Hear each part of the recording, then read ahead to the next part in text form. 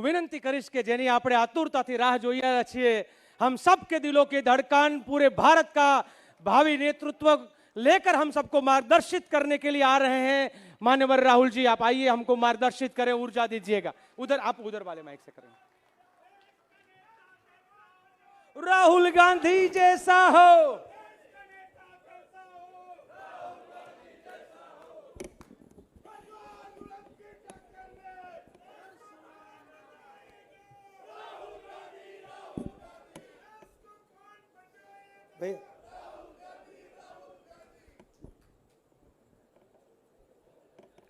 Jagdish Thakur ji, Raghu Sharma ji, stage पे Congress party के वरिष्ठ नेता, बाकी हमारे नेता,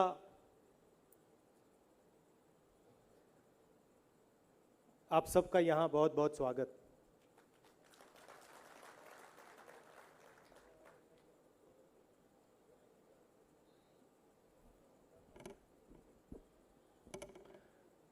गुजरात आकर जब भी मैं यहां आता हूं, मुझे बहुत अच्छा लगता है और कुछ ना कुछ, हर बार कुछ ना कुछ सीखने को मिल जाता है। आप यूनिक तरीके से काम करते हो।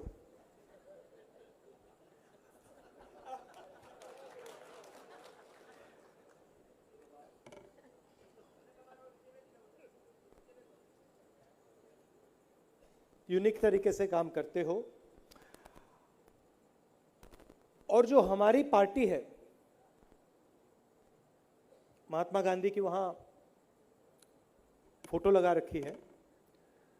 हमारी पार्टी गुजरात से पैदा हुई है। मतलब उस समय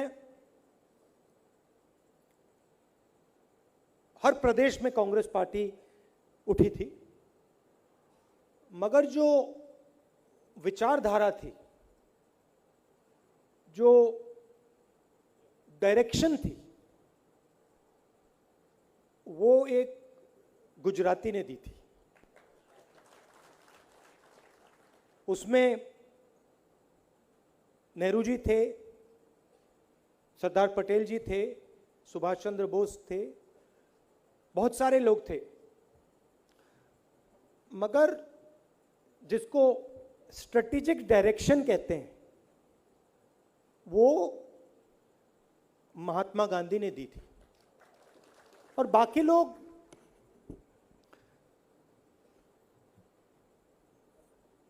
गांधी जी में और बाकी जो नेता थे, उनमें एक बहुत बड़ा फर्क था।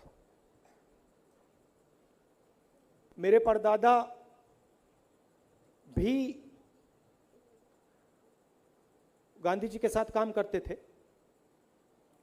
मैंने उनकी एक चिट्ठी पढ़ी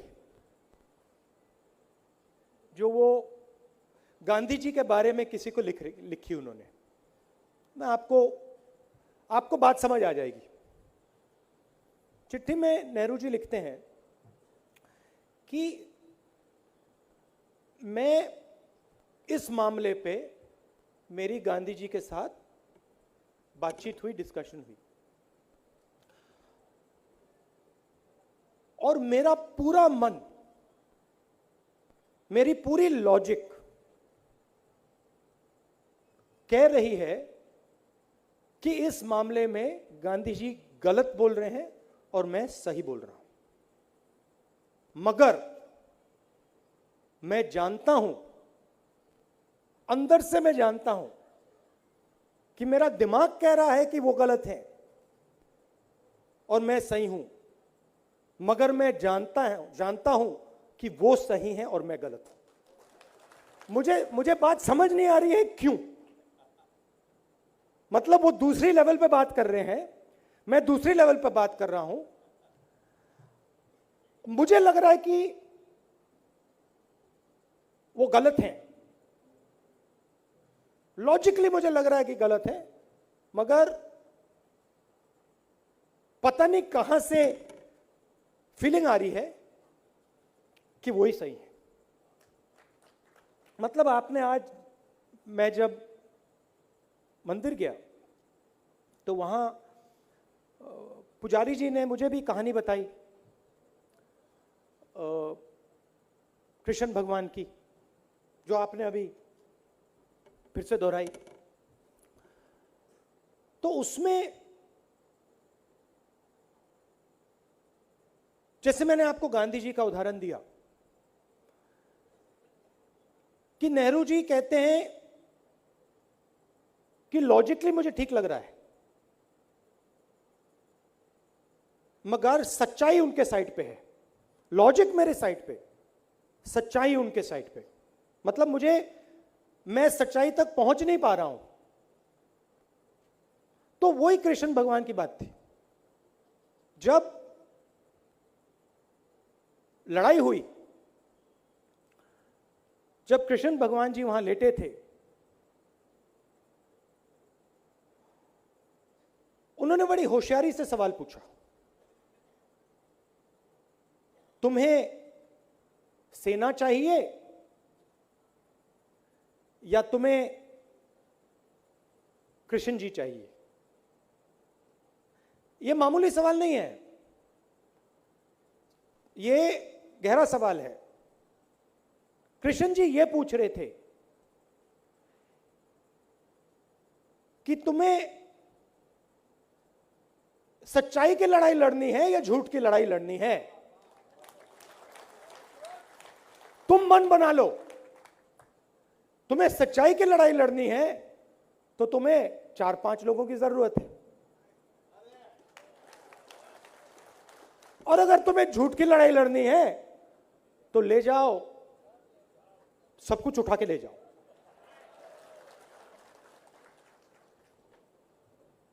सौ भाई चाहिए वो ले लो, हथियार चाहिए वो भी ले लो। अब उस दिन नहीं थे, बट जो भी है, हेलीकॉप्टर, हवाई जहाज,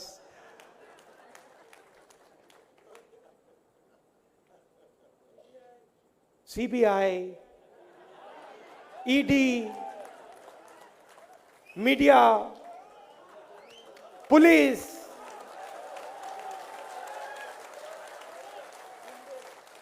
गुंडे,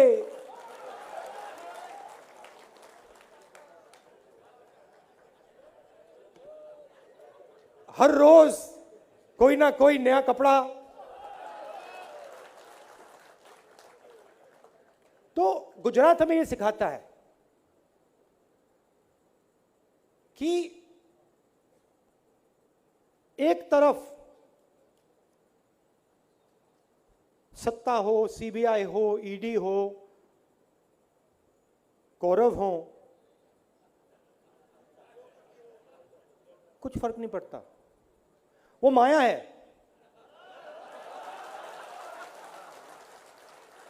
वो माया है,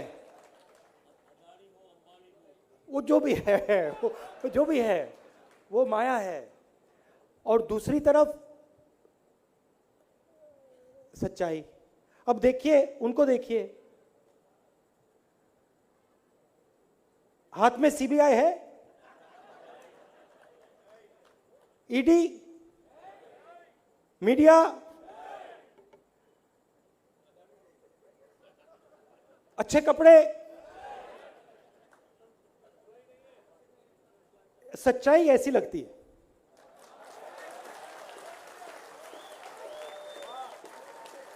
सच्चाई बड़ी सिंपल होती है,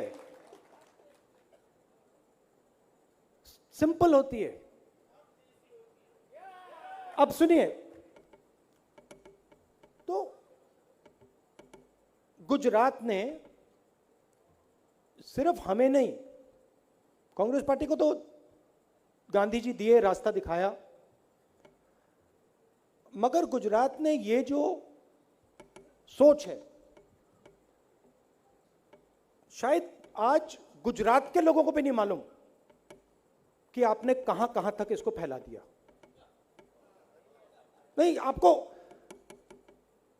आपको नहीं मालूम, मैं आपको बताता हूं।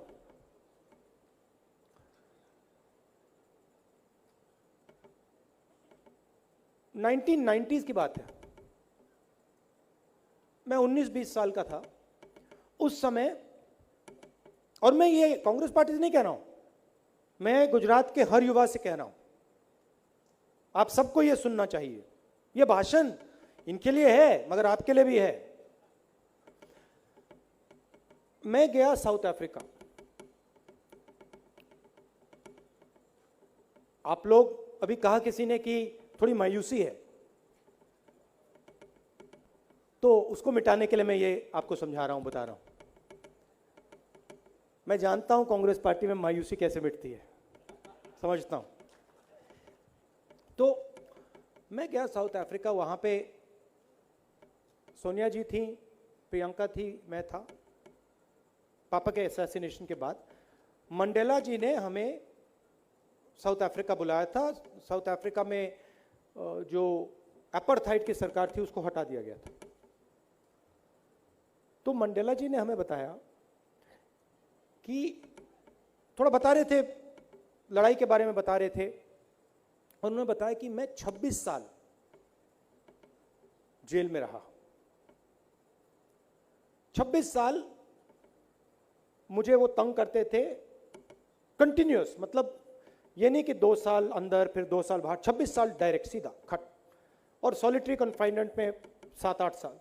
तो मैं सुबह उठता था और दिन भर जेल में रहता था।